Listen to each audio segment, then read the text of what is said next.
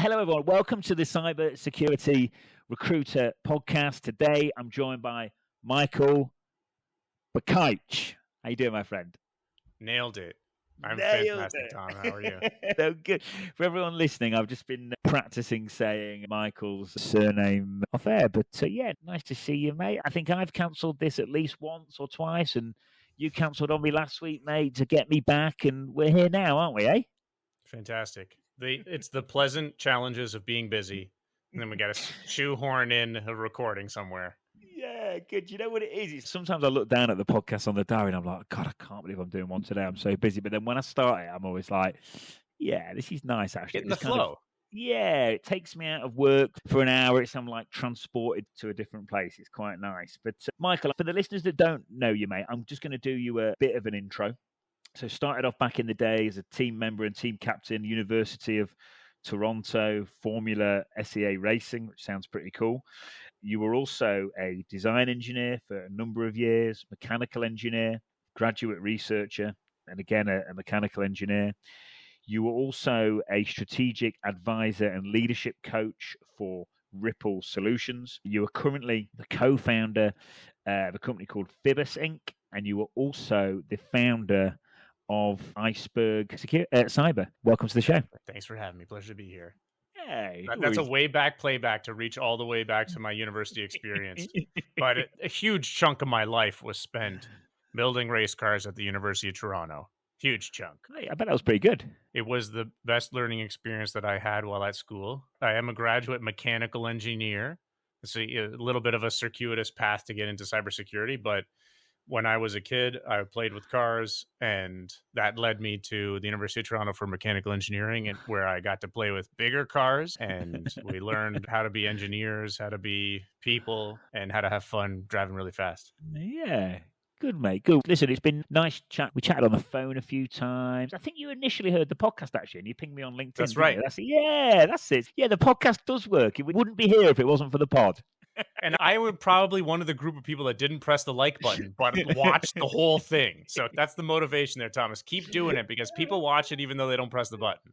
Good, mate. Do you know what? I'm thinking, right, what can I ask you and what can I talk about with you that will benefit the listeners the most? So running a business, getting a business off the ground, scaling a business, communication, personal branding. I think we can throw some kind of resilient stuff in there. I know we've just been talking about events and stuff like that, which will be pretty cool. I know we've been talking about the market a bit and what's going on in the market, so I'm sure we can have a good chat about that. But I know I've done you a bit of an intro, but I'll start where I always start, which is, who are you, mate? What did you get up to? What's going down at the minute? What's a day in the life like for Michael? Day in the life recently has been trying to do the same thing every day for the last couple of weeks, honestly, because throwing back to what we said before we started the show, we're getting busier at work, which is great. And it's like the leaky bucket type scenario where there's water coming in the top, but it can only go out so fast and then things spill over. That's my calendar. I operate the leaky bucket calendar to a T, where I try and track every single task that I do. It's my Jira or Trello is my calendar.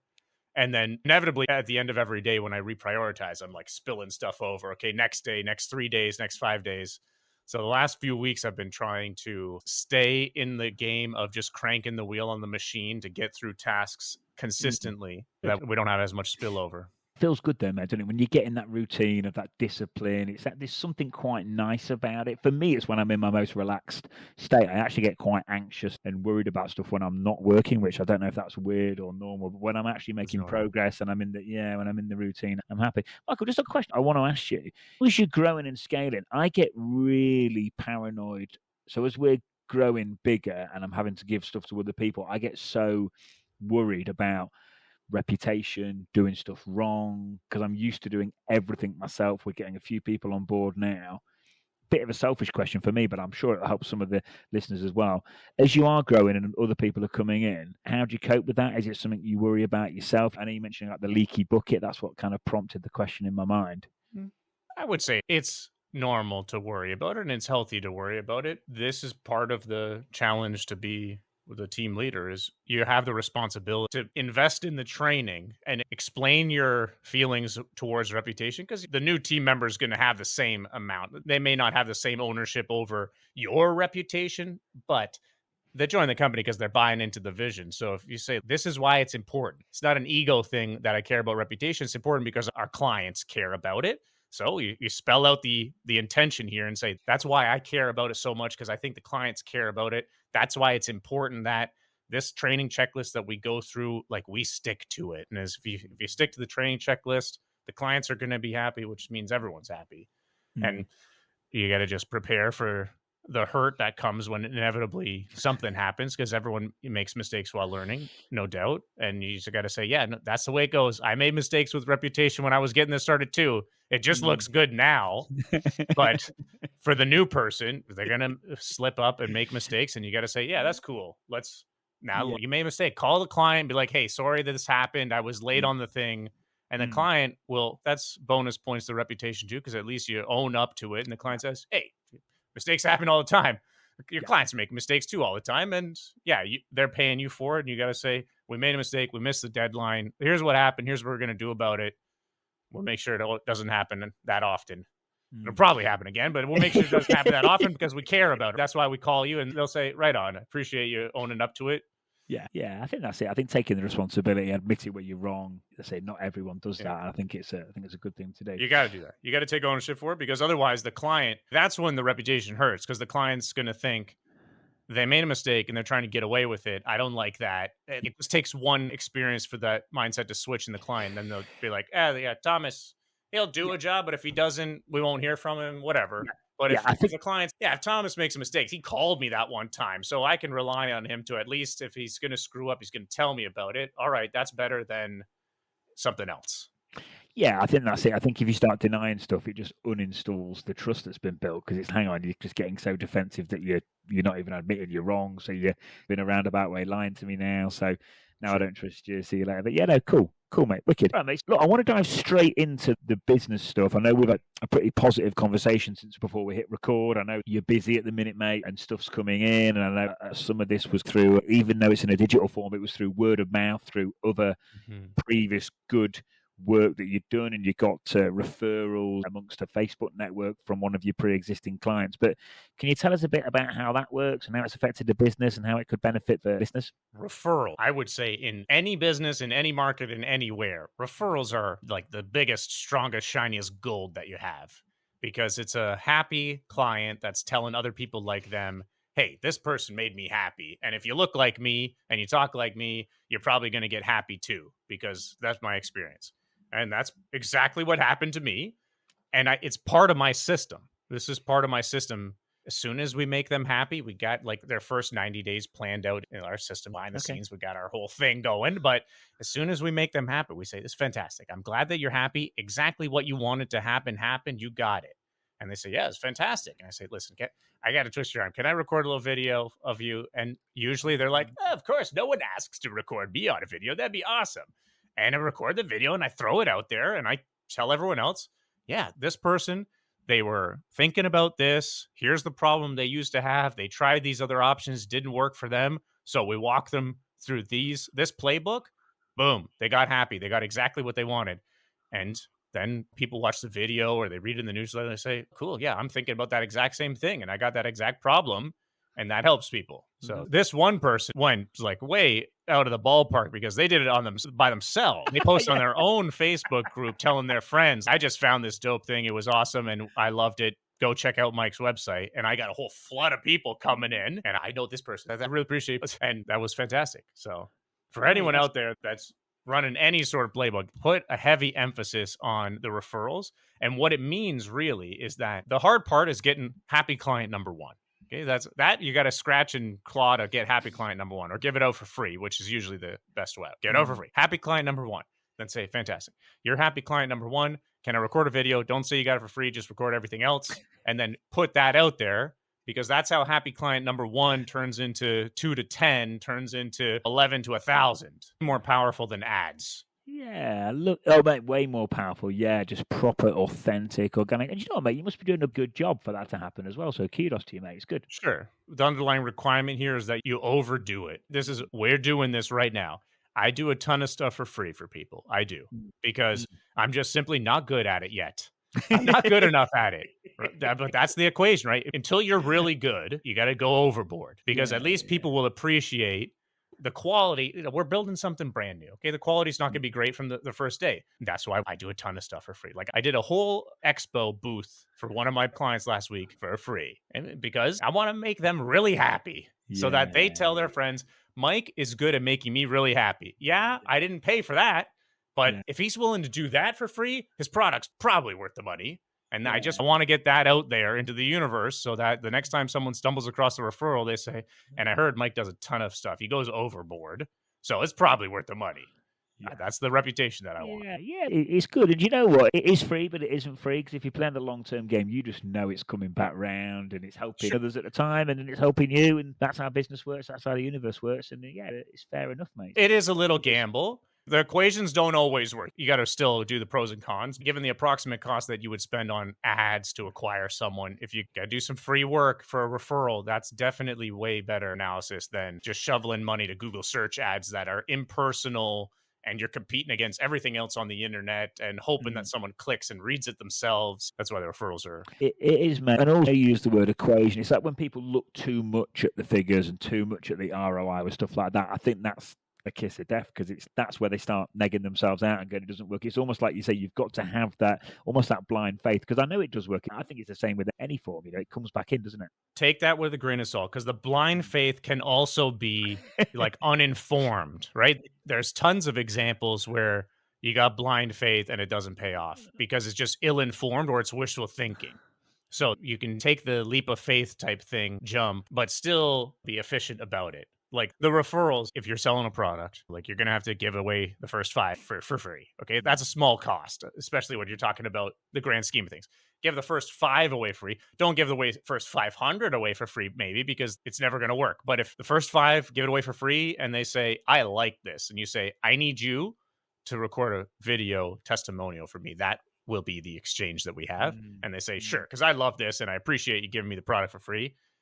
Then if those testimonials don't turn into happy clients, then the answer is probably that you're showing it to the wrong people or you're saying the wrong thing or the product isn't good enough. That experiment is still pretty cheap that you can then go back and redo the whole thing. It's this video thing, mate. I've been on the cusp of doing this we have all written case studies and we have set clients that are willing to take calls off new clients and stuff like that. And that's all great and it works really well. But I think that video, do you ever post it on LinkedIn and stuff like that? Those clients? You do, yeah. Oh, okay, cool. Yeah, cool. Yeah, if you scroll through my feed, you'll see it. There's a couple of them, and many of them are low quality videos, like not bad messaging, but just like low res because it's the person's on their laptop webcam on through Zoom. Because as soon as they're happy, that's the happiest they're going to be. I say, we're doing it right now on this Zoom call. If you're comfortable, just 15 seconds, tell me what you were doing before, what problem you were trying to solve, and the steps we did together. Just say that right now. And usually, because of my clientele, they're not accustomed to making videos like this. It's not like you and I that like go in front of the camera all the time. So they're like, okay. And they bang it out because they talk from the heart. And I say, that's killer. That is exactly what I need. I appreciate it. And then it goes up on LinkedIn and their head is down like this because their camera's not even pointed in the right direction. But that's okay because the people that are looking at it are in the same situation and they're thinking, oh, that's funny. My webcam is also low resolution too. It resonates with them. I think it resonates even more so than if it was a professional video and you have the studio set up because then someone would just think it's an actor. I've heard that just the off-the-cuff video that get more traction and more because people just think it's more real and raw and stuff. TikTok trained our minds for that. The low-grade, shaky cell phone camera is what people love. That's what TikTok trained us to love. I got the little camera set up here because I sit on Zoom all day. But tons of people that I talk to, I just had a video call with someone on their phone while they're walking. And if it was a testimonial, I would have recorded it and said, that's it. That's the testimonial. And just because it's still worth a ton to me, to my sort of outbound, to show happy clients in their element.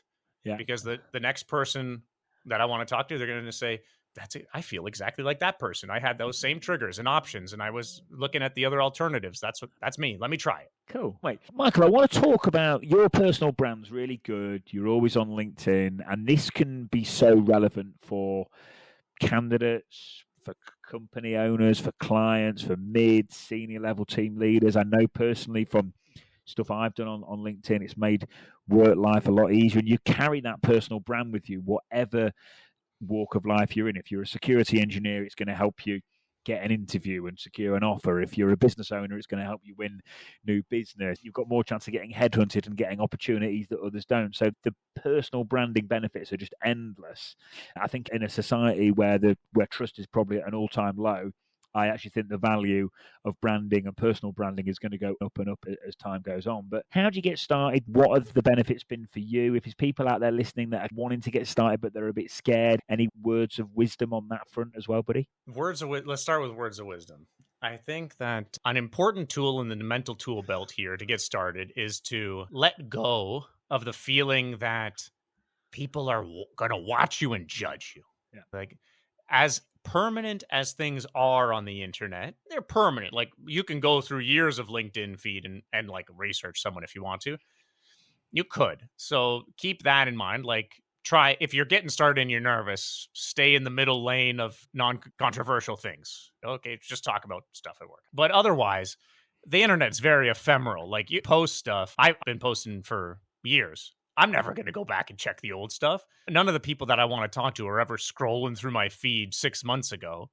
So as permanent as it is, it's also ephemeral. Like, you post something yesterday, in 3 weeks from now, no one will ever remember it. There's far more things in life to care about than what I posted 3 weeks ago. So as long as I'm not, propagating weird hate speech or something, you should feel comfortable just getting started. So talk about something. If you're looking for work, talk about the industry. Say, I read this article this day and this is what I thought about it.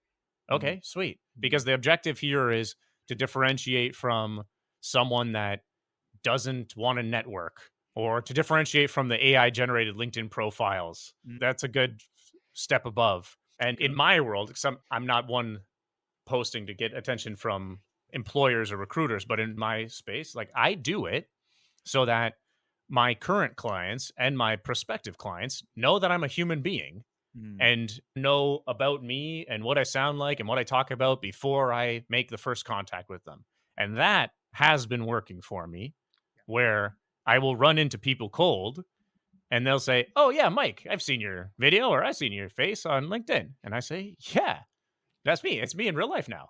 And that, at least in my vertical, that's making a difference for me, because then I can talk to someone and they won't think this is some weird sales pitch. I say, no, if you want the sales pitch, you go to the website. This is me talking to you because I talk to the camera all the time and I post it out there and people see me talking to other people and they know who I am and what I am and a story about me. Yeah, mate, it's so true about you. Customers will really like it. I read a stat, it was ridiculously high. Apparently people these days are almost deciding whether they're going to say yes or no to you or buy from you before they've even met you. I don't know whether that's subconsciously or consciously, but I read some stats there that were just unbelievable. And yeah, to go back to your point, like, you use the word just let go. Like, I just think no one's as bothered about your stuff as you are, or you think everyone is. And I'm the same, man. I'll do a post and I'm like, oh, has anyone liked it yet? Just ridiculous. Totally, 100%. Yeah, even between you and I, right? Like, you and I both post often, because I went to go message you and just like, you're posting every day. I don't even see all your posts because, like, the feed doesn't show me all your posts, and you're definitely not seeing all my posts, I'm guessing. So even in that case, and we're high volume, if someone just wants to get started and they post like once a week, most of the people won't see it. Most people won't see it. So that's just your way to break the ice and start just flowing. You're pretty much talking to yourself and like the 5 closest friends that go on LinkedIn often. Because like LinkedIn's going to prioritize your first connections first. And those people also have to go on LinkedIn at the right time, because otherwise their feeds are going to get flooded with other people's posts. So you're mostly talking to yourself. You are, mate. I love that, talking to yourself, because I don't know if people realize I'm doing this, but maybe they do. But I almost sometimes do it as journaling. Like, something will happen at work and I'll want to I have this big thing where it gets out my head onto the page or onto the screen and it declutters my mind. So I think that idea of journaling, I think it's really nice. You've got something there to look back and it benefits other people. It benefits your own brand, especially in a remote environment. Like, we're not traveling to the office and from the office. We're saving so much time. So I just think we've got to make time for it, and it's good fun. I like it. Yeah. Have you noticed in your network, people that are looking for jobs, have you noticed someone following this strategy where they are talking about the projects that they're working on to boost their portfolio type thing? You mean candidates boosting their profile? Yeah. What's the candidate influencer scene like Yeah, I think some people are. I can think of a couple of people now that spring to mind straight away. That Tyler, who's been on the podcast, he's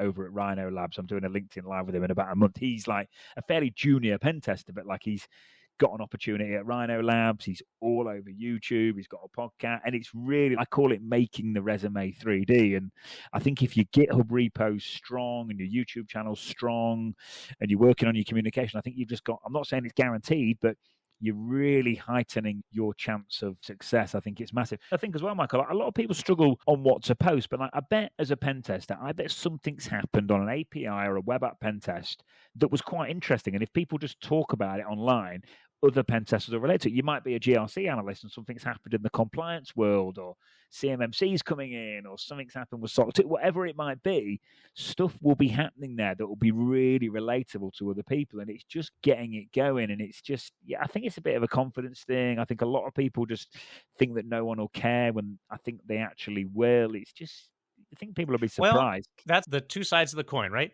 Most people won't care, which should lower your mental obstacles to get started. So keep that in mind. Most people won't care. There are many important things going on in the world. Your thing, no one probably cares about. That's okay. To get started, if you're talking to yourself for 3 weeks, fine. Talk to yourself, because by the 4th week, you'll think, shoot, I had a great idea about this news article. And you talk about that, and then the recruiter's coming by and they randomly see it. There you go. And everything seems hard until it isn't. And it looks like nothing's working until you get lucky. But it's because for 4 weeks you were talking to yourself because no one was listening. And then the 4th week, someone ended up listening, but it only works if you did it for the first 4 weeks. It does. It does matter. And I tell you what, when I used to, not so much in the US, but in the UK, Michael, right, the UK is small and there's a lot of recruiters. And I think recruiters are seen as, I don't think anywhere recruiters tend to be the most popular people. When I first started recruiting, I used to get all sorts. I used to get little snidey comments and stuff like that. But then as I got a little bit, not like a big social media guy, but now that I've got a bit of LinkedIn thing going on, no one ever says anything. But at the start, I did used to get a few little digs and a few little comments. But I think if you just power through that, people were saying, don't message me? I was posting and there'd always be like when I first started out, this was like, there'd always be someone saying something. I was a lot more junior than I am now as a recruiter, so I'd probably get things wrong, and if I tried to do something semi-technical, I'd probably completely mess the acronyms up. So I'd always get like a little the world we live in, that's unavoidable. Yeah, I did just power through it, and I just had this thing in my head. I was like, I'm just going to post once a day about something, and if I can help someone somewhere, I'm sure over time it's all going to build up and it's all going to be worth that's it. Right. And you fast forward, like I think I started posting properly about 4 years ago. And it does all kick in, and it does make a difference. It makes life 10 times easier. It's great. Yeah. If you wait until you're good at something, you'll never do it. Everyone sucks. Everyone sucks until you don't, but you have to work at it. Yeah. Like you got to do 100 podcast shows before you get good at it. What episode are we on? We're talking about that. I don't know what episode we're on, but we've been going about 1 year, 10 months, and we've almost done an episode pretty much every week. So we've been going, and we've done some. So you're getting close to 100. We've got a fair few. I'll have to check on YouTube, but it's a fair few videos, and we've got a few in the bank that haven't been released, quite a few. So yeah, I think we're running about 6-7 weeks ahead. So yeah, there's some common wisdom there. Like you got to do things 100 times until you can really judge whether you're good at it, because you're going to suck for a long time.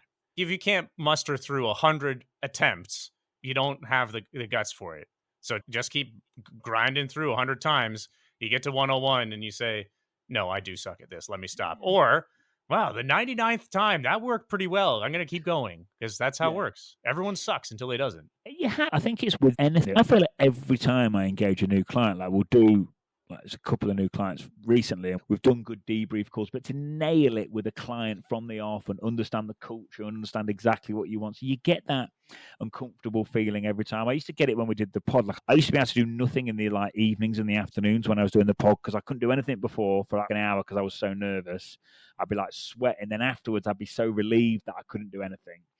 So I used to lose like the whole afternoon every time I did an episode. Whereas now it's like, we were joking before, like I couldn't find the email with the question. I normally plan the shows out, and I said, this is for everyone listening. I normally do an email to a guest, and we have a template to go off in case I forget, in case I get like brain freeze. And I was talking to Michael, for everyone listening, about before he came on, and we couldn't find the questions. And I just looked at Michael and I went, I guess just go for it, mate. We'll be fine. So we're doing this show completely on the fly for everyone listening. Good. Business, Michael, it's not easy. There'll be loads of people at like senior team lead level, anyone like working in a consultancy and stuff like that. They'll always be looking at what they're getting billed out on an hourly rate, or what a pen test costs, or what a compliance assessment costs. And they'll all be thinking about doing this, doing that.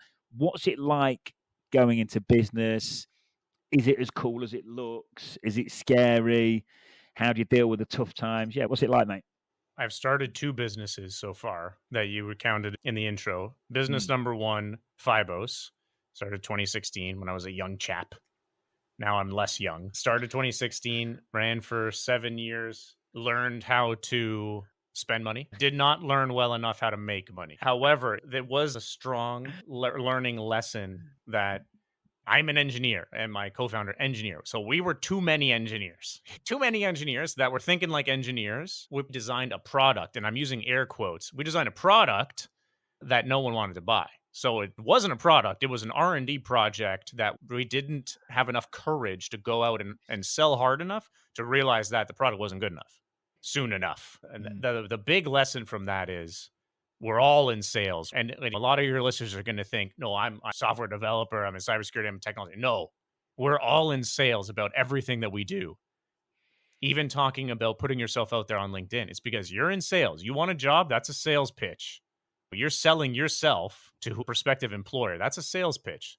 Marketing helps because marketing tells them more about you before you get to the pitch. So they know about you, so they're primed to hear the pitch. That's marketing. But you still got to sell yourself. And we did not learn fast enough how to sell the product. And the feedback loop was because we didn't push hard enough on the sales, we didn't realize the product wasn't good enough. That's why no one was buying it, which is the virtuous cycle about sales. You try and sell it, someone says no, then you ask them why not, and then you change the product, or you change the person, or you change the messaging. We didn't do any of those. We kept the same product, smashing it against the nose until we ran out of money. So that's business lesson number 1 is in sales. I swim in the startup tech founder pools, which is sometimes fun, sometimes weird, but far too often you talk to a startup person and they're like, no, I'm not in sales. I'm not good at sales. I don't like sales. That's a red flag because whether you like it or not, you're in sales, whether you like it or not. So you at least try. And if you realize that it's a weakness, find a way to resolve that. If you got to find a partner, if you got to do some trading, you got to read a book because you're in sales, whether you like it or not. And it's an obstacle to success. If you can't make the sale, then you're just spending money, which is what we did for 7 years until we ran out of it painfully and honestly, like shamefully, we ran out of money. We spent way too much money before we had enough courage to realize that the system was broken. That is an encouraging and empowering thing to share with other people, is to say, before you get to that point, like before you totally wash out, remember, you're in sales. If you try and solve someone's problem in exchange for money and they say, no, thank you, that's a golden opportunity to ask them, why not? In this context specifically, if you're going for a job interview and if you don't get the job, you got to ask why not, and you got to be critical. They may not tell you, which is often the case. Like they may not tell you because people naturally want to avoid confrontation, but you got to ask because they might say something that's useful, and that's the only gold you're going to get out of this because you got rejected. That's the only saving grace, is to hopefully get some feedback so that next time you get a little bit closer to the goal. Yeah, for everyone listening, that feedback's really important. The smaller companies will give you it, the big ones won't. That's the truth. They're too paranoid about getting sued, so they have templated stuff and they just won't step outside. They even have templated questions, the big tech firms, and they rotate so many hundred questions around, and that's the only questions that the technical and the internal people are allowed to ask. But the smaller firms will give you.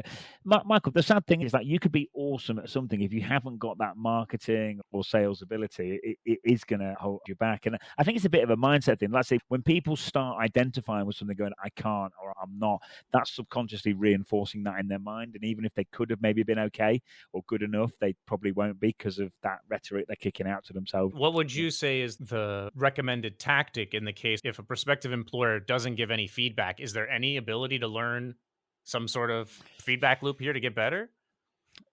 Yeah, I think maybe go to the recruiter to see if they've got any insights. If you're using a recruiter, maybe self-analyze. You could maybe even, I think a lot of people, maybe even try if you can get on the phone and if you can have a conversation with the hiring manager and just, I bet if you said something like, look, off the record, I just want some genuine feedback for career progression purposes. I think maybe getting an email and people putting stuff in black and white for big companies would probably be an issue. But yeah, make that phone call or maybe just pushing and in a really nice kind of humble way. I'm not saying you get it every time, but you'd certainly get it more often. And it is important in terms of moving forward. It's the only way to learn, isn't it? The nugget there again connects back to our previous thing is you're not going to get it every time. You still got to try because even if you get it 1 out of 10 times, the one time is better than 0 times.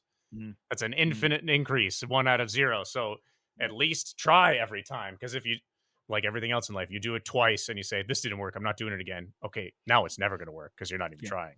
Yeah. I think that's it, mate. I think as well, like sometimes like with sales and stuff like that, like the sales side is a side that I've always done well on, but I wouldn't class myself as like amazing at sales. But one thing I do is the volume that I'm prepared to kick out. I'm not doing as much at the minute because we've got a lot of delivery to do and I'm stepping in and helping the resource team at the minute. But if I've got any inkling, if I can see visibility on our pipeline and I'm not happy with it, I'll sit here and I'll do 100 LinkedIn selfie videos like every morning for God knows how many mornings. And I think I did one to you. I might have done one back to you. I used to kick them out and then I'd follow up with a cold call. And there's nothing clever or fancy or flashy about what I do, but it's consistent, it's persistent. I use the word very polite and persistent, and you just keep going, and eventually it just comes good, and it's always worked out that way for me. And it's not easy, and at times you do feel like giving up. But yeah, it's just, I don't think you need to be the best. I just think you need to really want it and actually know that you're in it for the long run. I've been taught that sales is skill, effort, and conviction. Those are our 3 levers. Okay. Skill is a scale of 1 to 10. You can be 10 out of 10 really good at sales. You'd be Jordan Belfort, or you'd be 1 out of 10 the first day of sales training. Skill is 1 out of 10. Effort and conviction are 0 to 100, and that's where you make up for it. Like you could be terrible at sales, but you knock on every single door in your neighborhood. You do 10 times as much as the next salesperson, and you're going to get more sales. Yeah. And conviction is the same, 0 out of 100. If you really believe it, if you would sell this to your own mother in exchange for money and really make her happy, people respond to that. And then conviction is very important because the prospect going to know if you don't believe in your product. And if you're a candidate for a job, the hiring person's going to know because they've done hundreds of interviews. This is maybe your first one. They're going to hear whether you're not confident in yourself. So you got to be confident in your abilities. Conviction and effort outdo skill all the time. Yeah. Do you know what? I'm thinking of a funny story, Michael. There's an MSP in Texas. This guy runs it. He's done really well. He's sold one and he's built his next one up organically. He's got 110 staff now and we're doing recruitment for them. And I can remember I was being really nice, but I was messaging him a lot on LinkedIn and he just messaged me back one day and he's built his first MSP from scratch. He won all the clients himself and he just messaged me back going, "You are persistent, brother. Let's talk." And he didn't really need to use us, but because I'd just tried so much, he was like, "Do you know what? I'll use you." And he was just like, they were that busy, they could have done it themselves, but they were like, "Do you know, they were quite simplistic roles to recruit for. It wasn't it's because you're demonstrating a characteristic that's core to your value proposition, right? Yeah. If I would demonstrate this much persistence just to get your business, just imagine what I would do when I have your business, right? And that's the fine line, right? This is part of your brand. People ask like what brand is, like what color is your shirt, the logo. No, your brand are these characteristics that you impart because that's what people associate. Then when they see Thomas Richard, they're like, no, I associate dogged persistence with Thomas Richard. That's brand, right? And the fine line there is you were overwhelming them with effort volume, right? But it wasn't annoying, which is the skill there because you have to have enough skill not to be annoying because I'm sure all of us get the like automated B2B messaging on LinkedIn, which is clearly robotic and super annoying and immediately sets the tone of a relationship to be like, no, this is not personal. I'm just a number to them. I'm not ever going to reply because I'm just going to get an automated AI chatbot reply. So forget it. Like you have just enough skill not to be annoying and you go overboard with volume and this person offered you the business. You won the contract. That's how it works. Yeah. Michael, thank you, man. This is why I really like doing the podcast. Like you saying that because I'm like thinking of branding as Like, I'm listening to your videos and I'm thinking, shit, like I really got to do that. Like, and I have got to do that. And I'm thinking about this and I think, oh, we could make the YouTube channel better and we could do that. And we could have a videographer. But yeah, that what you've just said there is like really, yeah, it's true. We've all got a personal brand already without even realizing. Yeah. Not a lot of people may know it, but you got one. You have. Yeah. Yeah, no, it's interesting, mate. Cool. All right, buddy. Events. We've had a good chat about events and you doing things in a little bit of an unorthodox way, which I think is really cool. I had another chap I was telling you before called Michael as well. And he was telling me he was going to different events. I think I said to you before, he was going to life sciences events where there was no cybersecurity vendors there and he was doing really well and stuff like that. Can you tell us about, and again, this can relate to business owners or candidates because events are great for networking and building relationships regardless of which type of listener you are. But yeah, can you tell us about how you approach events and how it works and perhaps some success stories as well, mate?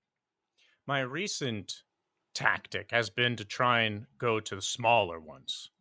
I have been to larger conference expo type things. And the challenge with the big ones is that they're more expensive. So it's a bigger swing. It's a longer and more expensive feedback loop. So you get less swings at the ball. And the big problem with the big events is that you're not just competing against one of your competitors for attention. You're competing with everything for attention.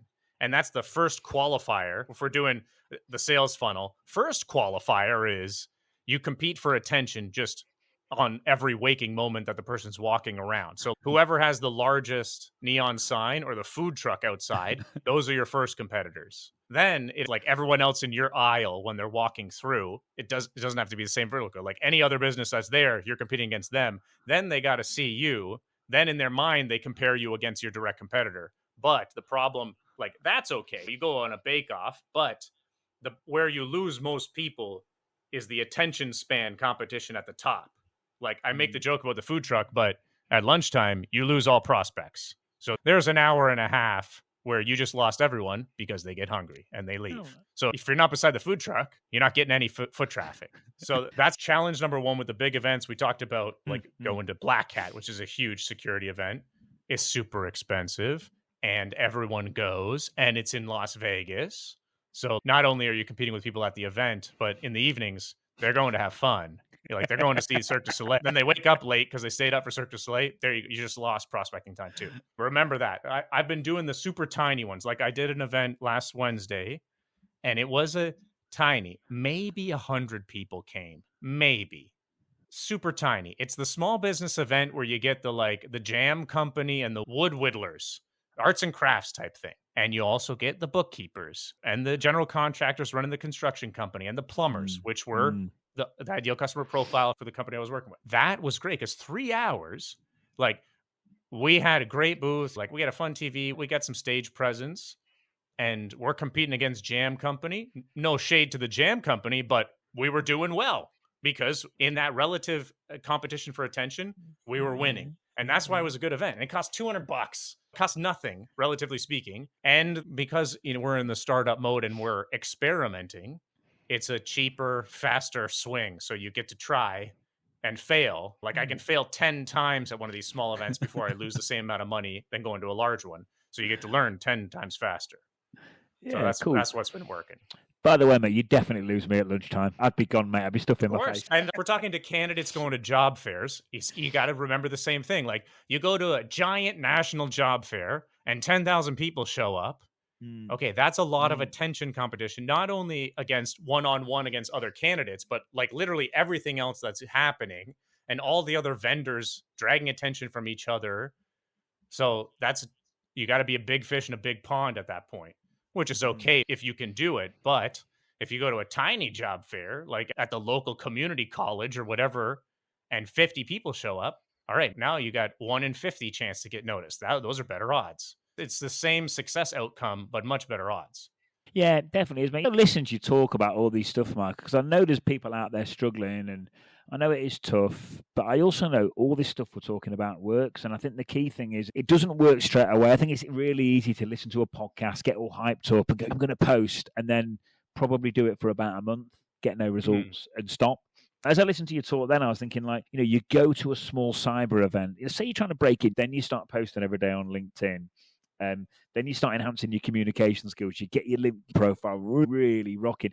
If you do all these things on a consistent basis and you've got a bit of attention, for me, I almost think you can't fail. Do you know what I mean? As long as you're prepared to wait and put the time in and put the effort in, I know nothing's guaranteed, but I really do that. I don't think you see many people, say on the candidate side, that have got amazing YouTube channels, amazing LinkedIn's, really working on the communication, got the right certifications, really pushing, going to events, network. I think if people have done that on a consistent basis, I do think they'll do well. It's easier said than done. Let's real talk. You could still fail, but what you're doing is developing new skills. So like posting on LinkedIn, inevitably, you're going to learn how to talk about things in a meaningful way so that maybe no one ever convert on LinkedIn feed.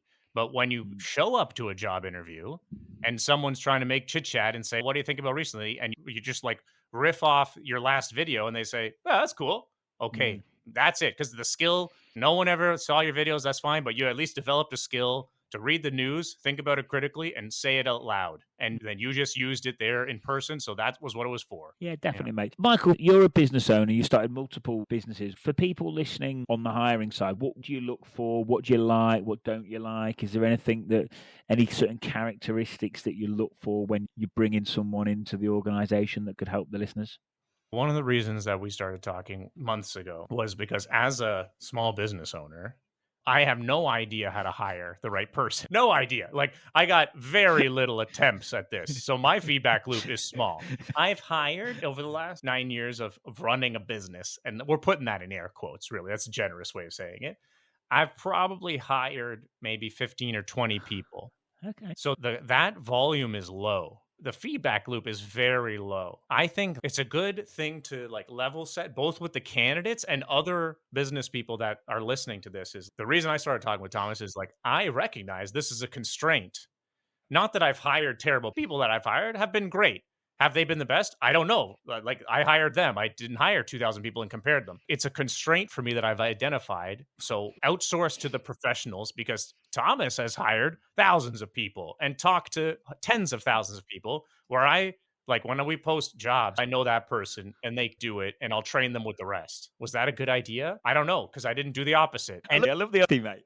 We got to be honest about it and identify where the constraint is. So like in my selection process, I have very little experience. Am I asking the right questions? Definitely not. Like, definitely. What do I know? I don't know. And the roles that we're hiring for now, like, I've never hired someone for this role before. I've only done it myself, but I am self-taught. So what do I know if I'm doing it right or wrong? I only know what I've been doing. So identify constraints. It's the same when people say, I'm not good at sales. Okay, well, you better do something about it because you're in sales. Like, I'm in the recruitment business because I want to grow my business. I don't have to be good at recruiting. I just have to know well enough and find someone that is better at it and know how to judge whether it's working or not.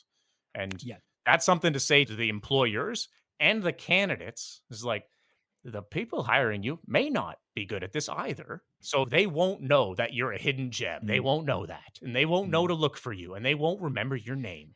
So you got to get out there and make sure they recognize you. And that's where the marketing comes in, because no one knows about you. You can't sit on your couch and wait for success to come knocking at your door. It will never come. You got to go out there in the dive bars and tell bad jokes until you get better at it. The only time it might have come is in 2022, straight after COVID. There was like a 9-month window where everything was abnormal, but those days are gone. You could wait for that. Or you go and hit the bars and tell jokes until someone laughs. Do you know what, though, Michael? You don't give yourself enough credit, mate, because one skill that you've got there is actually recognizing what you're good at and what you're not good at. There's a guy in the US, it's called Shark's Tank. In the UK, it's called Dragon's Den.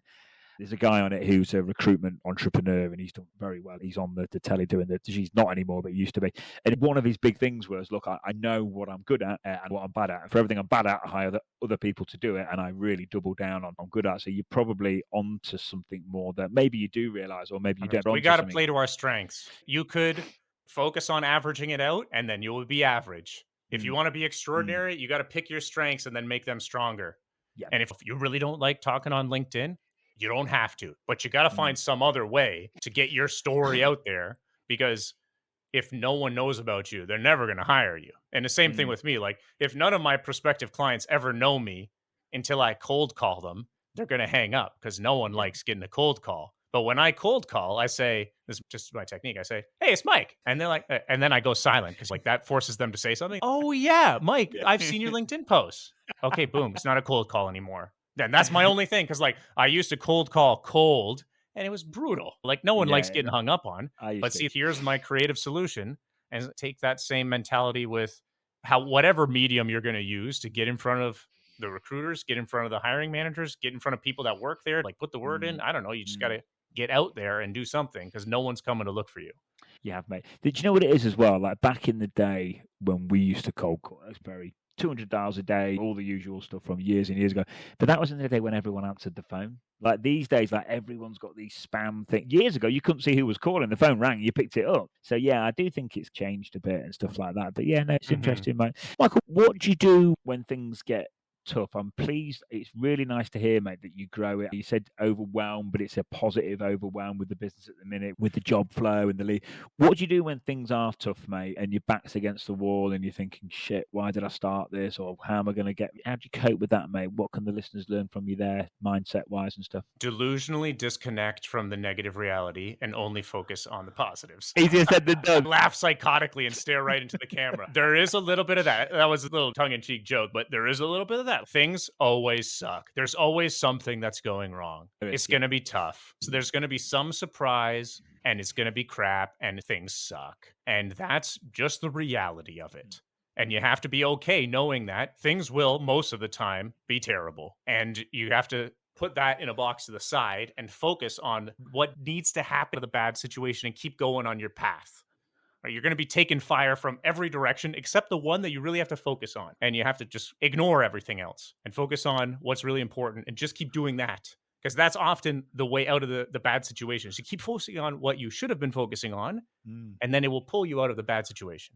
That happens with me all the time. Like random stuff happens all the time and it's terrible. And if you get magnet focused on the terrible stuff, you forget to do what you were supposed to be doing, which was going to drag you out of the bad situation anyways. And then it just ends up being terrible. Like the example we talked about right at the beginning, in the positive sense, you're doing your outbound, you're doing your calls, and then you get a huge weekly boost of new clients and you forget to do your calls.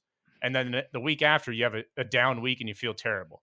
It's because you forgot to do what you were supposed to be doing. So even in the bad week, if you focus on, I got no new clients this week, life sucks, I'm not going to make my bills, life sucks, and you stop doing your calls, the week after is going to be bad too.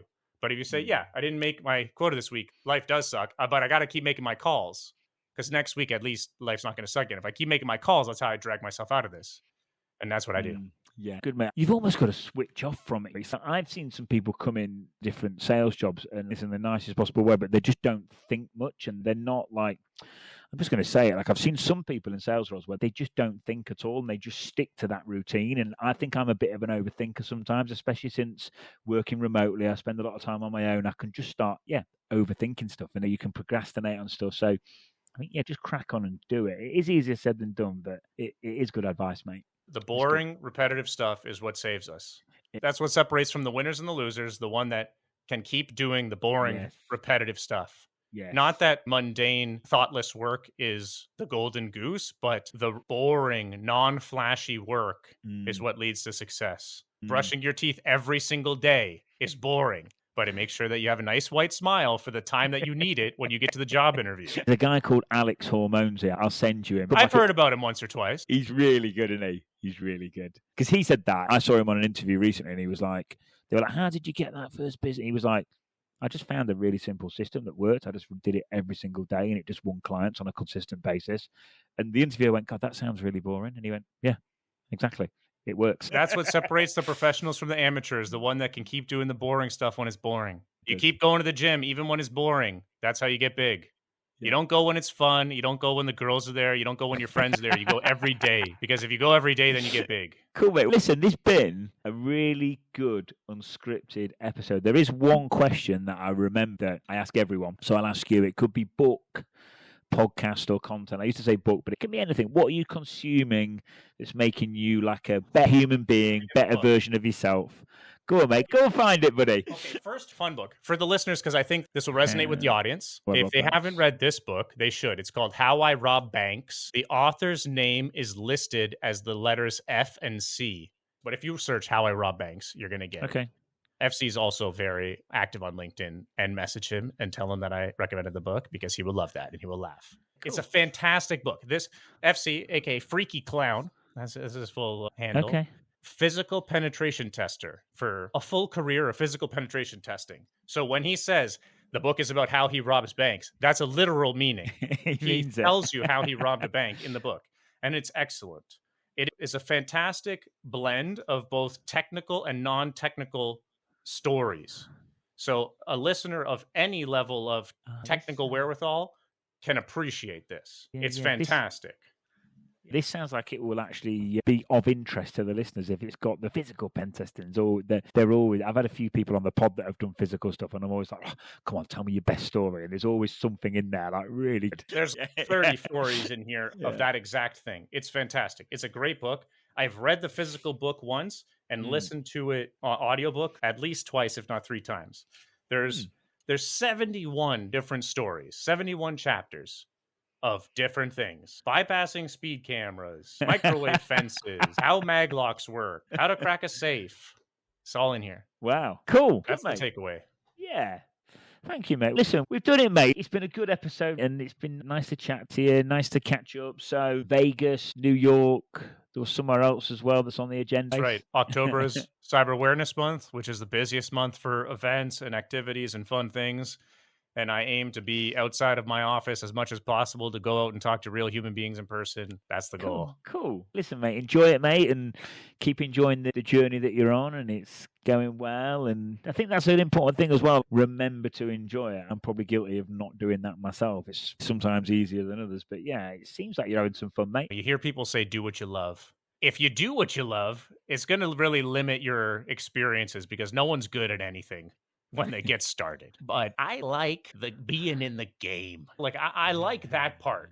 I'm not rolling in success. I'm not eating lavish food. I eat meatballs and Greek yogurt every single day because it's cheap. We're not in the green pastures yet, but I like being in the challenge. I like being in the game. And so if you like that, that's what you got to hold on to when things are tough. Because when things are tough, which is often, like, I embrace that because that's the part that I like. Trying to overcome challenges to get to my next big goal, that's the part that I like. So when you're in those shoes, like when you're hunting for the job, yeah, the job's the goal. But the characteristics that you're showing in the hunt, embrace those and learning those because that's working for you too. And then you're going to show that to the prospective employer. That's going to work for your value prop as well. Thanks, Michael. Mate, it's been good, mate. It's flown by. It's been nice to see you, buddy, and a good place to finish. And I think we've about nailed it. I think we've smashed it. Loved it. I'm glad we stuck to all of our talking points. Yeah, it's been good, buddy. And I'll see you soon, mate. Sweet.